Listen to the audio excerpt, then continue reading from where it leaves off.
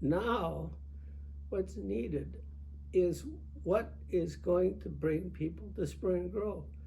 Well, Louise and I have told people, you gotta see this history center.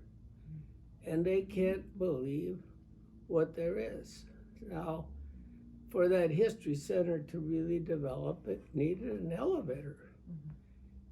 Because here the head of the genealogy, Georgia Rosendahl, on the second floor. And it's not easy to walk up an old type stairs.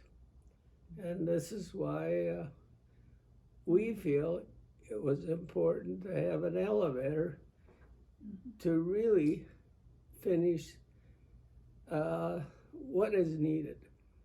That's just some of the things that I think about in Louise. And like I said before, whatever we have is a gift from God, and we should do the best with God's gifts.